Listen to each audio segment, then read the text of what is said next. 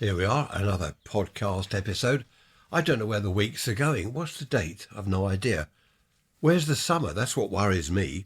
This morning, 6 degrees centigrade, which is 43 Fahrenheit. Is that 43 or 48? Can't remember. It's cold, whatever it is. 80% humidity, 10-16 millibars, and the wind, well, the flag has been blowing with the wind from the north. That's why it's making it so chilly. At the moment, it's kind of from the west. And on the telly this morning, they said the reason for the cold weather is the Arctic jet stream. What is an Arctic jet stream? Well, I suppose I know what it means. It means it's cold. It's horrible. It was warm enough the other day for me to go out into the garden and start up my Lister stationary engine. I won't bore you with that. If anyone's interested, go to the website rants.info, and under videos you will see the engine running. Highly interesting. It's like Marmite. You'll either love it or hate it, but I thought I'd mention that anyway. A seagull poll, by the way. It's in favour of birds in the woods rather than the seagull. It was close, so I'll probably alternate the two. Keep everyone happy all the time rather than no one happy any of the time or something like that. I've still got a little bit of a cold, as you can probably hear, but not to worry. I am still alive and kicking and raring to go for this podcast episode. Do you remember coach trips from the old days? Down on the seafront opposite the pier was a Southdown bus office. They ran all the buses down here, and they also did these coach trips. And they'd have blackboards outside, 7 and 6pence coach trip to here, 10 shillings a coach trip to there. And my grandmother, she took me on a mystery tour, kind of 5 bob each or whatever it was, 5 shillings each. I was 12 years old, 12, 13, something like that. And I got on this coach full, honestly, full of old pensioners, old age pensioners. And I'm looking round thinking, I can picture it this day. I'm looking round thinking, why are we here? We went to some gardens. Was it Leonardsley Gardens? I can't remember where it was. And we all piled off the coach. There's all these old ladies, old men with walking sticks, trousers that come up to their chest, you know the type, where the zip is about 3 feet long. Ladies wearing hats or headscarves, coats, gloves. They thought it was winter. It was summer. There's me in my sort of trousers and open neck shirt, and I just felt so much out of it. All these old people. Oh, let's have a cup of tea, dear. Come on, have a cup of tea before we start. When we were walking round, I saw this machine, and there was a chap standing there looking at it. What the butler saw, it said, and he's turning a handle on the side of the machine and looking through this sort of viewing thing. And I said to my grandmother, what's that? She said, oh, no, you don't want to see that, dear. And I said, well, I do. What is it? Nothing, she said, nothing. And she dragged me away. Well, I was intrigued. Obviously, it was something. It wasn't nothing. Later on, when she went to the toilet, it wasn't far from where this machine was, so I wandered back to the machine. She said, don't go away, stay there. Yes, grandmother. As soon as she'd gone, I was on the machine. I had some pennies. I think it was 2pence or 3pence or something. Put my pennies in the machine, turned the handle. Whoa, there's this lady undressing. Crikey, I thought to myself, winding the handle and gazing at this lady undressing. What is going on here? Luckily, my grandma took some time, so I got right to the end of I nearly said video. It's not a video, is it? It was all different photographs that flipped through, you know, like when you flick a book. You draw a little bit of a picture on each page, and as you flick through the pages, it moves. That's what it was, a load of photographs, basically, that just flicked through as you turn the handle. Of course, I thought that was fantastic. I nipped back to the place where I was supposed to be waiting, and my grandmother eventually came back. Are you all right, dear? She said. Yes, I'm fine, thanks, I replied. I couldn't get these images out of my mind. It certainly had been a mystery tour, and it was worth going on the coach with all the old dears after all. Coach trips back then were very popular. I think they are today. A friend of mine, he always seems to be off on a coach trip somewhere or other. But again, it's all old people. I know I'm old now. Well, I'm not old. I just don't sort of fit in, though. I think the coach trips, they're full of people in their 80s. You know, I'm not being rude to people in their 80s, but I'm early 70s and I'm not ready to sit on a coach with a load of... Right, I think I'll stop there. I'm digging myself into a hole, aren't I? A load of elderly people. Let's leave it at that. It's strange getting old because old people have different ideas of what it is to be old. My mum-in-law went to Amberley Museum the other day and I said, I wish we could have made it. We were busy with something else. She said, no, you wouldn't have liked it. I said, well, I love Amberley. She said, no, there was a coachload of old people. Bear in mind, she is in her 80s. And I said, but we're old people. She said, not like these old people, we're not. It made me laugh. She said they were 70s, 80s. She said, but they seem really old. It's strange, isn't it, how people of, I don't know, say 75, one can look and act like a 90-year-old, another one of 75 will look and act 60. There is a vast difference in ages. Tricia's often said, look at that chap on the telly, he's the same age as you. He looks 10 years older at least. It is strange. I was wrong. It's not a vast difference in ages. It is a vast difference in looks and attitudes, the way people behave. I remember my grandmother, hundreds of years ago, she was 40. I was round her house for some reason, and she said, I'm having trouble doing all this washing because I'm in my 40s, you know. And of course I thought that was old because I was a child. And it was only when I got older and I remembered that, I thought, hang on, 40s? What's she on about? I'm in my 40s, you know, like she's 140. The next time I do go to Amberley Museum, I'll take a photo of the Southdown. They've got some buses there and a Southdown office set up, Southdown buses. And outside are the blackboards, trip to so-and-so gardens, trip to here, trip to there, mystery tour, 7 and 6pence. I'll take a photo of the blackboards and put it on the website, rants.info, and you'll be able to have a look and see what I'm talking about. Thanks for your emails. People do like the website idea. Several of you have said that it's nice to be able to see some photographs of what I'm talking about. So that's good. I'm glad you're finding it of some interest. This episode is all about food, traditional English food.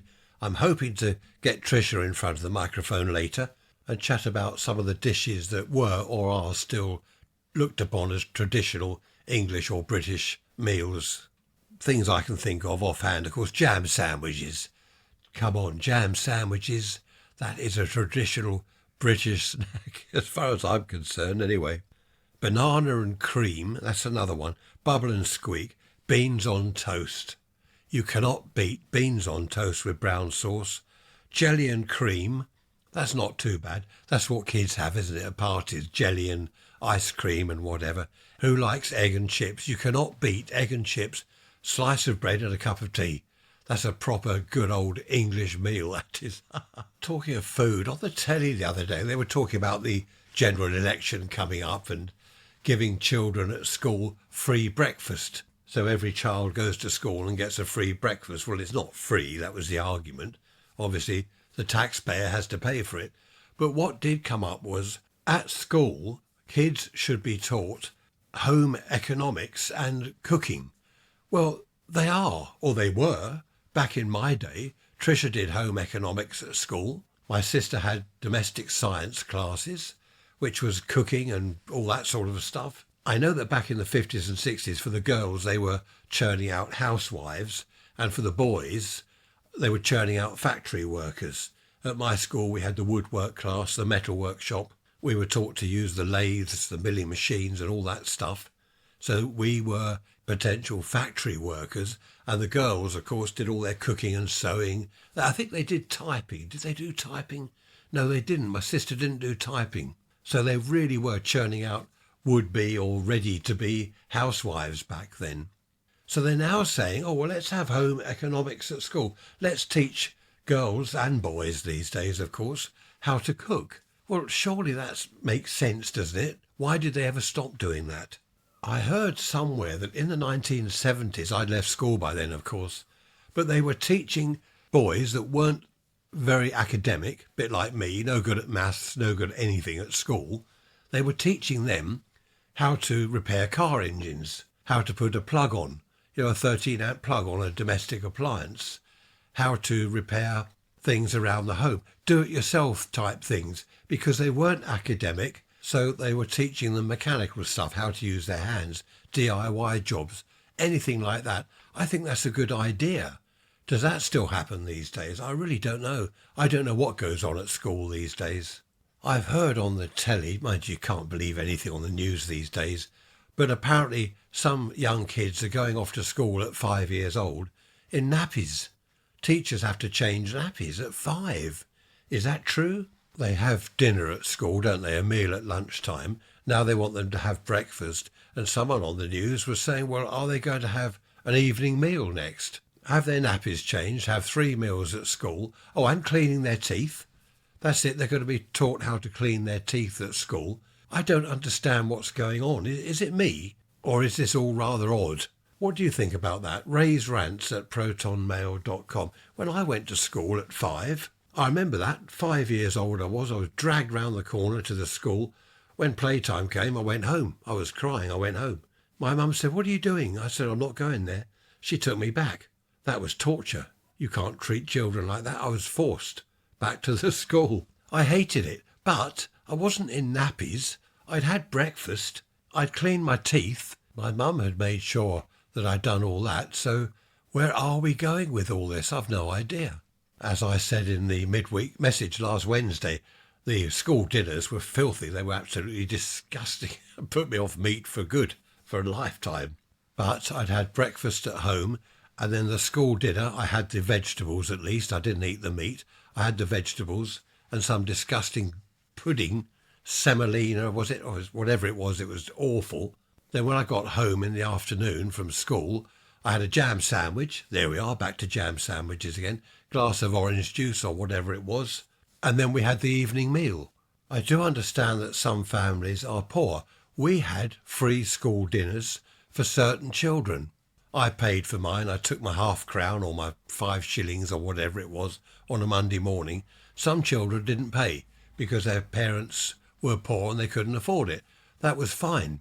But it seems now everyone's going to get free breakfast, free lunch. I don't know.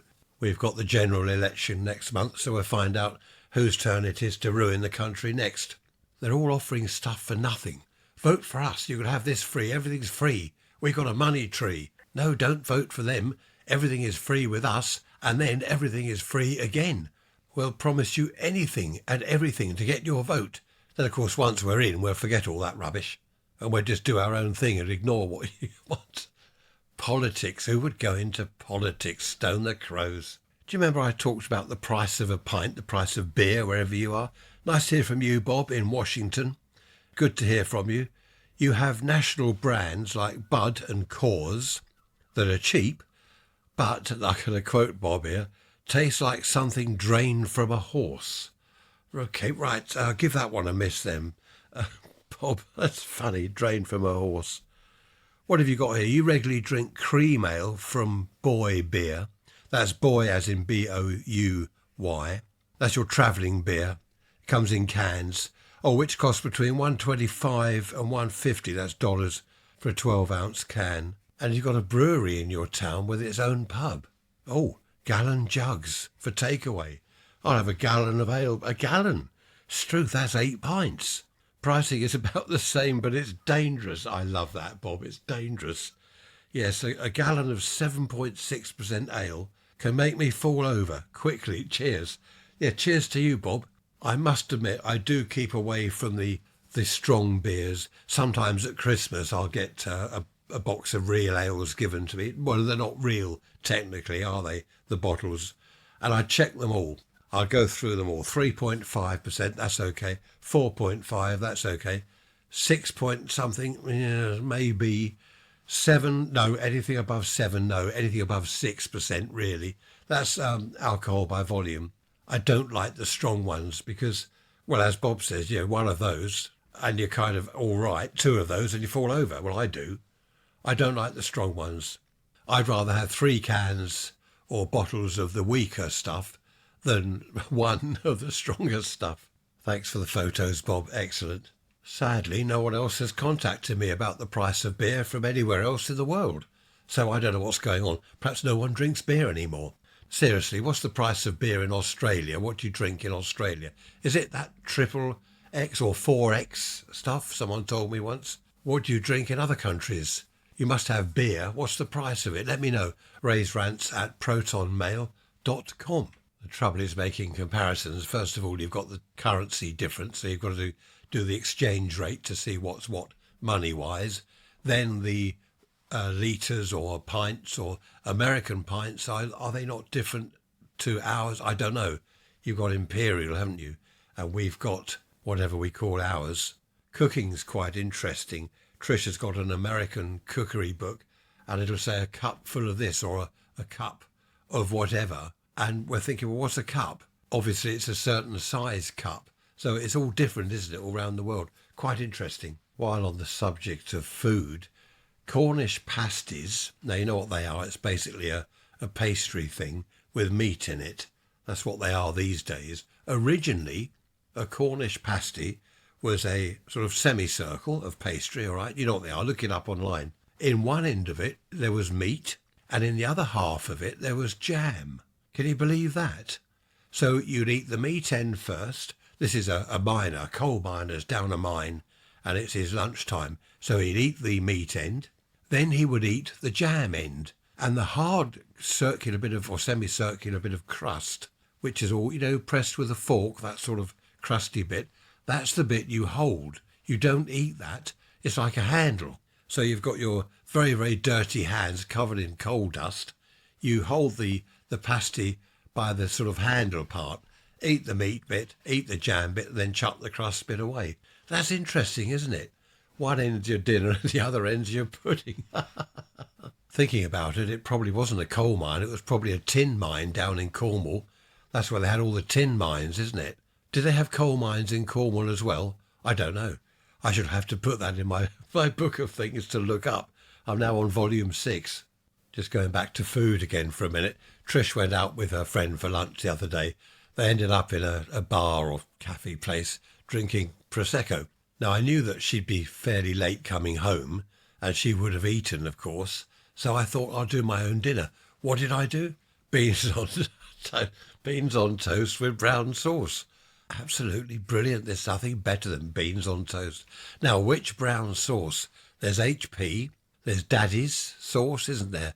What else is there? Then you get the supermarket's own one. The supermarket ones are okay, but I think HP or Daddy's. So what am I talking about? You're not interested in what brown sauce I like, are you? And I cleared up, did all the washing up. Well, put stuff in the dishwasher. In the old days, my sister and we would be told that we had to do the washing up after a meal. And there's always a bit of banter. You wash, I'll wipe. No. You wash and I'll wipe. I preferred to wipe up with the tea cloth, and so did she. Neither of us wanted to do the washing. I don't know why. And there's always this argument going on, as my mum would say, will you just get on with it and stop arguing about it? Because these days with dishwashers, actually not everyone has a dishwasher, do they? I suppose if you live alone, or even if it's just two of you, you can just wash up yourself after a meal. What I do when Trish is away at Butlins weekend and all that stuff, I don't just pile stuff in the dishwasher. What I will do after my meal is wash up the one plate, the one knife and fork, and whatever else, and that's it. Put the stuff away. Or leave the plate out for the next meal, so I don't pile up the dishwasher with a load of dirty stuff. It's amazing to think back to the 50s. No fridge, no washing machine, no dishwasher. So many appliances that we've got now we just didn't have then. No one thought anything of washing up. Well, kids did. They moaned about it. No one thought anything about the milk going off. You make a cup of tea and there's little white dots in it. Oh, the milk's going off. I hated that. I wouldn't drink it. In the winter, you stick the milk outside in a bucket to keep it cool. In the summer, in a bucket of water somewhere in the shade to keep it cool. It's just a way of life. Whereas these days, could you imagine people these days without a fridge, a dishwasher, a washing machine?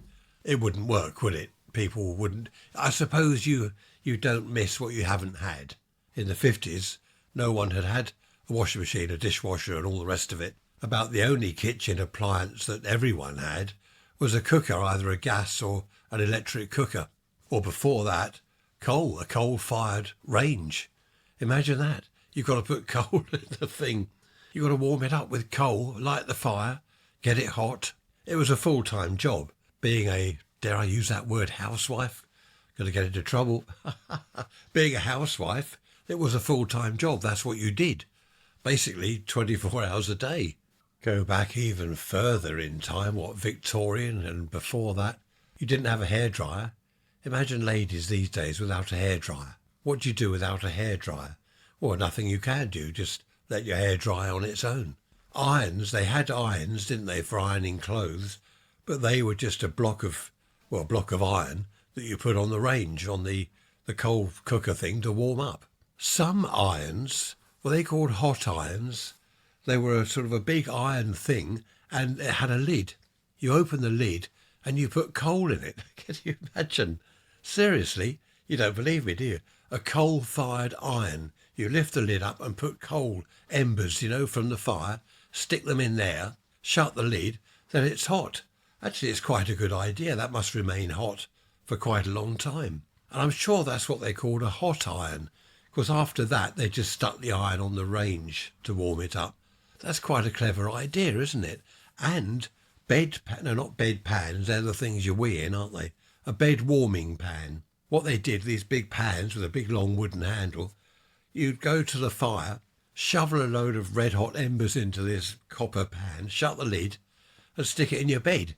And of course there were fires. People's beds caught fire. It's not funny. People's beds caught fire. Actually, it's funny. But can you imagine having to do all that in the winter? No central heating. You've got a coal-fired iron, a coal-fired pan thing to warm your bed up. I just don't know what people today would do if suddenly we had to go back in time. Imagine if suddenly electricity didn't exist anymore. Something weird happened and electricity, you can't produce it, you can't generate it, end of, no batteries, nothing. We'd have to light fires. We'd have to light fires, wouldn't we, to keep warm? You'd have to light fires to do your cooking. Would there be gas? Yes, they did have gas, didn't they? Coal gas. Town gas, I think they called it. Gas that was made from coal. But imagine no electricity. Well, your cars wouldn't work. Nothing would work.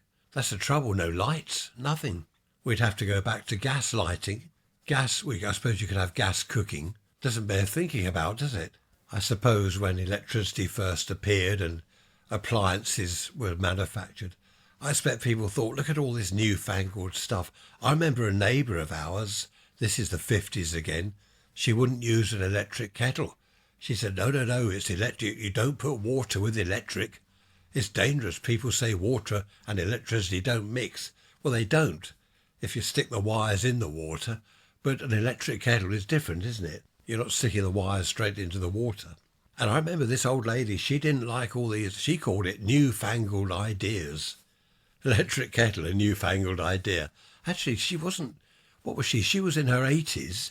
Electric kettles had been around way before the 50s, so I don't know what her problem was. And I remember a chap, I was walking to school once, listening to my little radio, my little transistor radio. I told you about that the other day, didn't I? My Blazer Pocket. I was walking along the street to school listening to it, and this old boy, he must have been in his 80s, he said to me, the size of your radio. And I said, what? What do you mean, the size of it? They held it up. He said, well, look at it, it's not much bigger than a tobacco tin. And I just said, yes, and, He said, well, the radios when I was a boy, they're huge wooden box with a battery there and accumulators and wires everywhere and a big aerial outside in the garden. And he said, now look at it. It's a small thing you hold in your hand. I suppose he thought that was some newfangled idea. But amazing, though, to think that he'd been used to these big rabbit hutch type radios, the big old wooden boxes. And there I am with this tiny little thing working perfectly, music coming out of it beautifully, and it's in the palm of my hand. And now, of course, you can watch telly on your iPhone in the palm of your hand. You can watch television. What would he have said to that? What I often wonder is what's going to happen in the future. What's going to happen when the little ones now that are at school with their iPhones, when they're my age, what will they have? Will we have iPhones or something similar? Will we have a television? Will we have cars? I dread to think. Well, I won't know and I won't find out. But it's interesting though, isn't it? What's going to happen in the future? Look, since the internet came out, well, not since it came out, but since the internet was kind of in the public domain that we're all using it, that's only a few years ago. What is it, 20, 25 years ago or something? Look what has happened. Everything has developed so quickly. We don't have a TV aerial on the roof anymore, or a dish, a satellite dish. It's all through the internet now. We don't have telephone wires to the house anymore. That's through the internet. It's all changing so quickly, isn't it? What on earth is going to happen in, I don't know, decades to come? Radio came in, 100 years ago, 1920s, radio started to come in. And what's happening now? Who listens to the radio? Radio's disappearing. Who's got a radio in their house? Transistor radio or any type of radio? DAB radio possibly, FM possibly. But basically, no one listens to the radio anymore. So 100 years ago, it came into being. Everyone was amazed. Fancy having that in your home. You can listen to music. You can listen to the BBC, the news, in your lounge. 100 years later, radio? Don't want that rubbish. I'm sitting here talking about radios.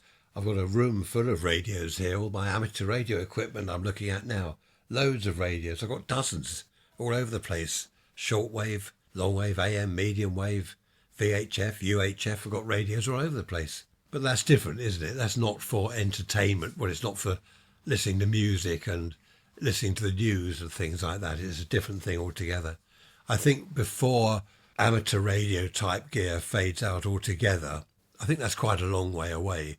Ships out at sea, yes, they use satellite communication, but they do still have VHF radio. Some of them have shortwave radio. So it hasn't been wiped out completely. Aircraft, of course, they've all got radios. Every aeroplane up there in the sky, all these jets, they've all got radios. Now they use VHF and shortwave bands. So it will be some time before radio communication as we know it disappears completely. Will it ever disappear completely, I wonder? Email from Gaz. Hello, Gaz. That's a good name. Gaz is from Canada. And he says, have you always had loads of shops in the UK? What Gaz has done is been looking up online and we've been called a nation of shopkeepers. Yes, we were known as a nation of shopkeepers, Gaz. What happened going back, even in my time in the 50s, I remember this. You've got a house, a terraced house, okay? You've got your lounge window. What people would do is take the curtains down, take the furniture out of the lounge, put shelves in the window with all your goods on there. Say you're selling sweets, cigarettes, confectionery. You put all your wares on the shelves. You put a counter in the front room, the lounge, a counter, a till, shelves all round, all your goods, groceries, whatever it is you're selling. You open your front door and you put an open sign. You have a sign over your lounge window, Ray's Goodies or whatever you want to call your shop. And that's it. You've got yourself a shop and you're open and you're taking money. I don't know what the rules and regulations were way back then, whether you had to have planning permission to turn your house into a shop or whether you had to have a license to sell certain things. I don't know. But this goes back way before corner shops. There were a lot of shops like that people had turned their front rooms, their lounge, into a shop.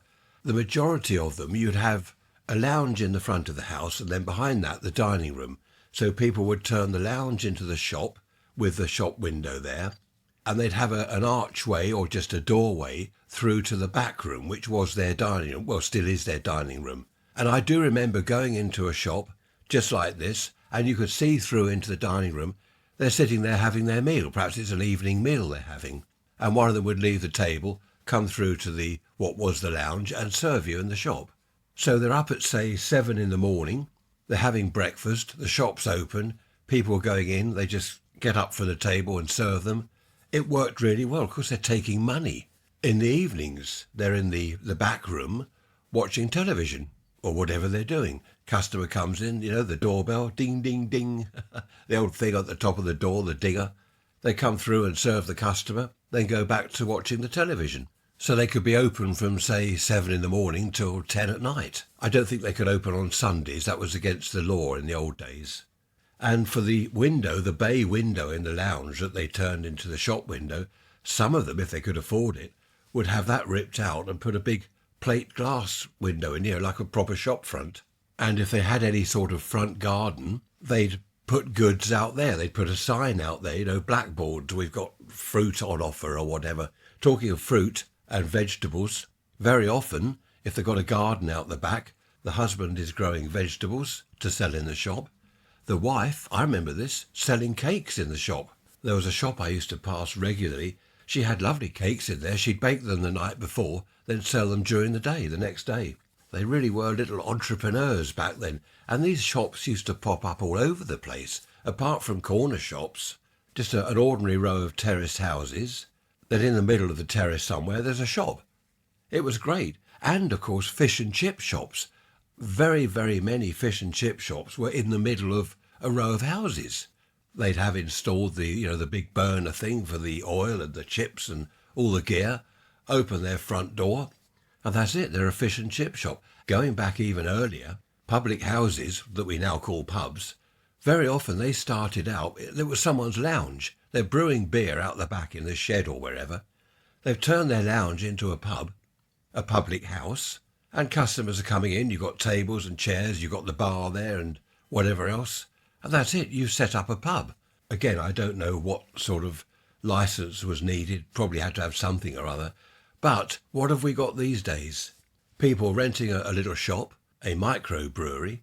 They're out the back, wherever, brewing beer and selling it in the shop. It's a micropub. What goes round comes round. That's how it all started. Decades, hundreds of years ago, you turn your house into a public house. And they weren't all sweet shops or fruit and veg. Some of them were junk shops. In fact, we still have junk shops around. They're not called junk shops, actually. They're bric-a-brac. Basically, it's junk, as far as I'm concerned. There were all sorts of shops going back then in the middle of a row of houses. You'd have a hairdresser's. Some ladies set up a hairdressing salon in her lounge. Why not? You're making money. You're working from home, basically. People were free from restraint. I think children were as well. I know that it was dangerous. Some of the playgrounds they were on and the apparatus that they went on was highly dangerous. But free of restraint, they had more fun. People were free to do things. Turn your lounge into a pub. Turn your lounge into a fish and chip shop. Great fun, Freedom to do things. Entrepreneurs, freedom for them to experiment and grow businesses. Whereas these days there are just so many restraints. But there we are, such is life. Let's move on now to food, traditional English food, dishes, British food. And I've actually got Trish in front of the microphone, so I'm going to shut up and let her have a go. Here we go. Welcome to the studio, Trish. Over to you. Traditional British meals have usually been meat in some form or another, with potatoes and a couple of veg. Fish on Friday was always the thing. Sunday roast joint of meat with roast potatoes, vegetables, etc. How it all used to be. On the Monday, you would have the leftovers from the roast.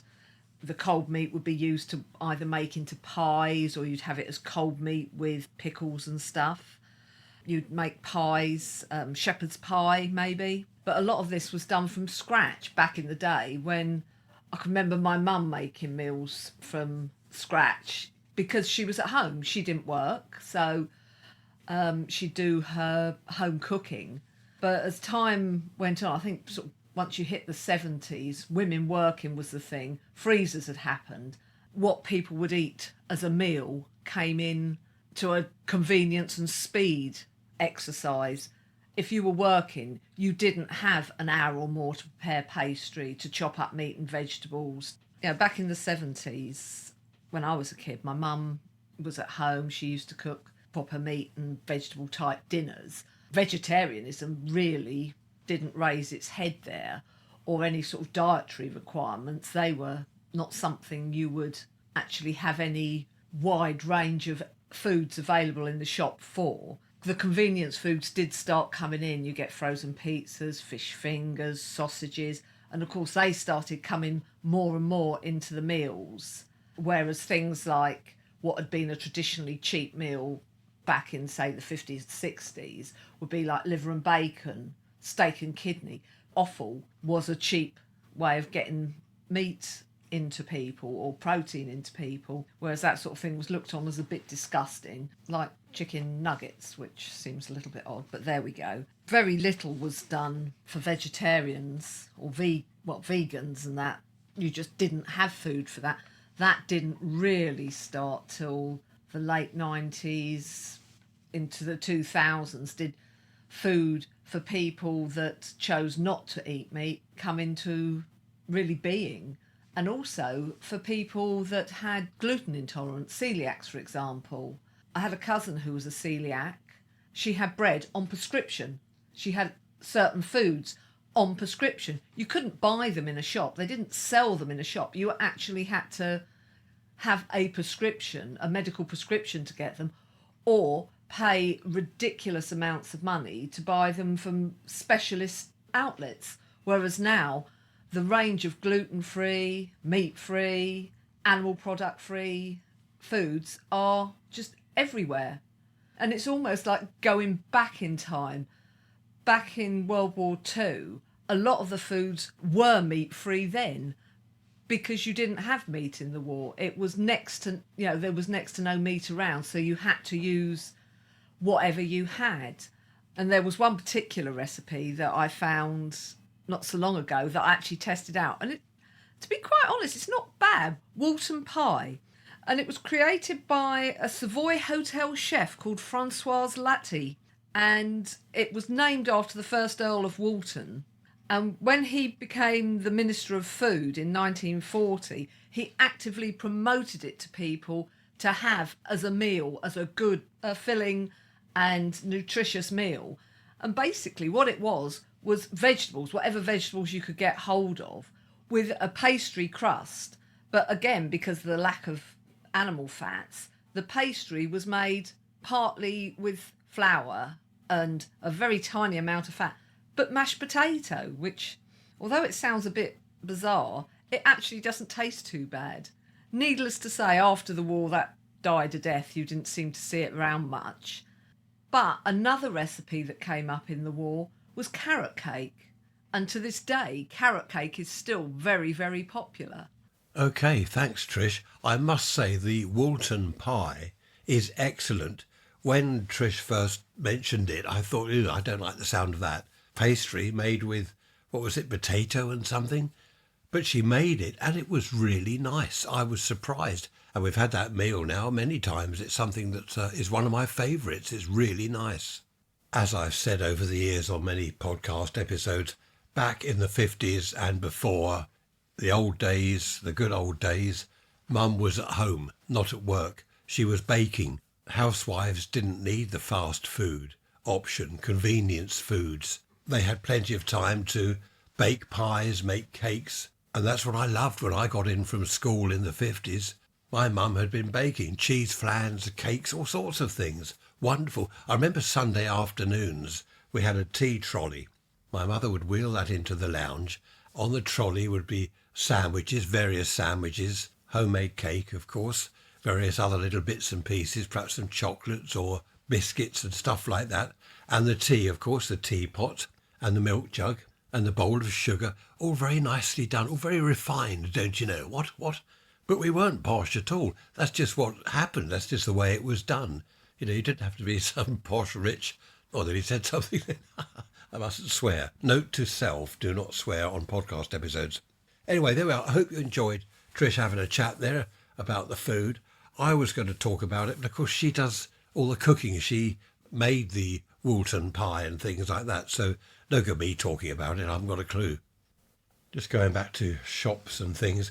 I'm not sure whether it's allowed these days, but I repaired the vintage valve radios from home in a workshop at the end of the garden. And I remember the insurance company said, this was house insurance, you can't have customers in the house.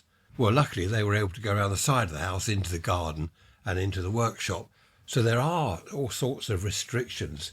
A friend of mine, I'm going back years now, he had quite a large garage, enough for 2 cars, not side by side, but one after the other. And he did car repairs from home, all sorts of car repairs. That was his full-time job. I don't suppose he was allowed to do that, because in the garage he had cans of oil, cans of petrol, all the tools, everything, and he just worked out there every day. Another friend of mine, he did the same thing, but part-time. He had a full-time job, and he worked in his garage on other people's cars at the weekend. No insurance, anything like that, so that was probably not allowed. I don't know. Of course, these days when people talk about working from home, they're sitting at a computer, aren't they? So that's probably nothing to do with house insurance or anything like that. It's just the car mechanics repairing things in a workshop. It's that sort of thing that I believe is not allowed these days. That's the trouble. So many things aren't allowed these days. Not allowed to have fun. Not allowed to do so many things. Friend of mine, another friend, he built up a really good round selling fish.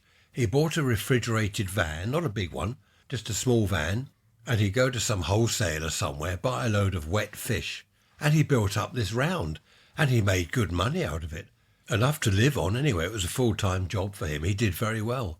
And of course, in the old days, we had a local chap used to deliver fruit and vegetables. He grew in his own garden. He went round in a van. Elliot, his name was, had on the side of his van, Elliot, grocer or whatever it said. We had a baker's van that came round, a fish van that used to come round in the old days. He parked in a pub car park near where I lived, and I think it was a Thursday, there's a queue of people, all with their wicker baskets, ladies in their headscarves. This is in the 50s and early 60s. There's a queue of people at his fish van. So he must have done well. And do you remember the people coming round pubs? Now, did you have this abroad, I wonder, outside the UK?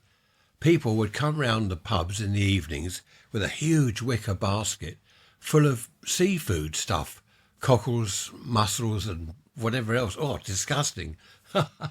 I didn't like any of it. Jellied eels, oh. But they did well. They'd come round the pubs selling all their weird bits of sea creature stuff to people. They did very well.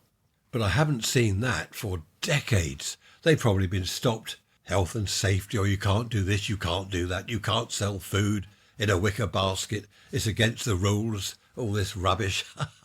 Happy days they were. People could do things. People could live. Entrepreneurs, they could make money. They could have fun. I've just watched on television the Trooping of the Colour, the King's birthday, and I was so pleased to see Kate, Catherine, Princess Kate. She was there looking quite good, actually, looking quite healthy, because you probably heard that she's had cancer. No one seems to know any details, of course, which is fair enough. But she looked really good. She was smiling, had her children with her. She looked really good. It was lovely to see her on the balcony at Buckingham Palace. So the weather, of course, oh, for struth, I nearly swore then. Torrential rain and then beautiful sunshine. Luckily, when the Red Arrows and the other aircraft came across, there was perfectly blue sky. You wouldn't think that there had been torrential rain like 10 seconds before. The weather is awful. It really is dreadful today. Torrential rain, sunshine, wind, more rain. I don't know what's going on. Talk about a typical British summer. Stone the magpies. King Charles and Camilla were on the balcony, of course. Really nice to see. And the amount of people, huge. I mean, I don't know how many. Thousands of people. Umbrellas everywhere. All these people trooping along to see it. It was fantastic to watch. Going back to the weather, it really is. I'm looking at the cherry tree. It's just, well, it's a wonder it isn't blowing down. The flag has gone mental. It's a shame. We've got a barbecue at Tricia's sister's. When's that? Next Friday. I just hope the weather's okay for that. Otherwise, we're all indoors. I was going to record the wind and lashing rain for you, and then I thought, well, no, that's boring. You don't want to hear that. But it's dreadful. I've got a chimney in here in the high-tech studio. We've got a fireplace and a chimney. We've got 4 in the house. A lot of people rip them out, don't they, which I think is a shame. 4 original fireplaces. I'd like to light a fire in the bedroom, but I'm not allowed. Imagine that at night. I remember as a kid when I stayed with, was it my auntie, I think?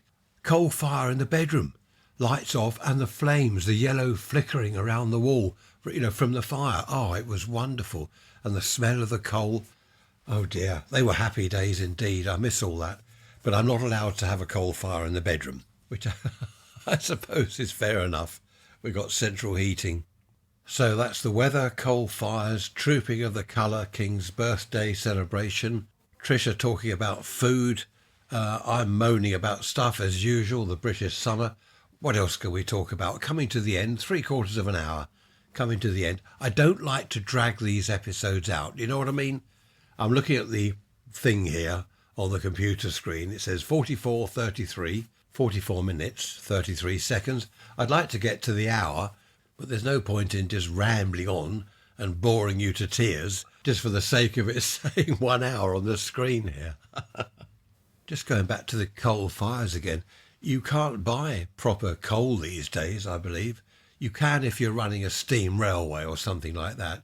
You've got a steam engine, which I haven't, of course. Perhaps I'll have to get a steam engine just so I can buy real coal. It's all this synthetic stuff, which works, it's good, but it's nowhere near as, I don't know, not efficient, nowhere near as hot. It's nowhere near as long-lasting as proper coal. I do miss that. So many things have gone over the years. Paraquat. Do you remember, was it paraquat? Weed killer? It killed everything in sight.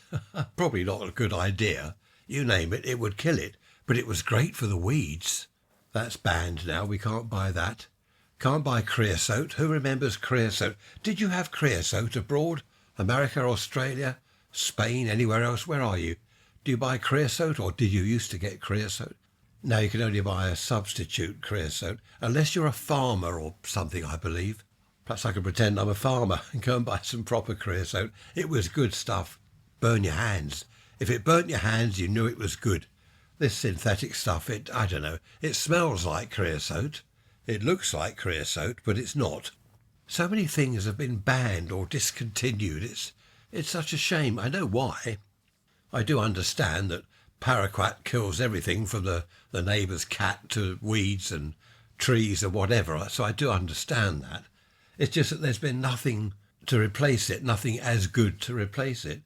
Same with the creosote. Yes, it was bad for certain things, but there's been nothing to replace it that is as efficient, as effective, as good. We just got this synthetic stuff, which I don't know. There we are, no good moaning. Actually, yes, it is good moaning. I quite enjoy it. Happy days.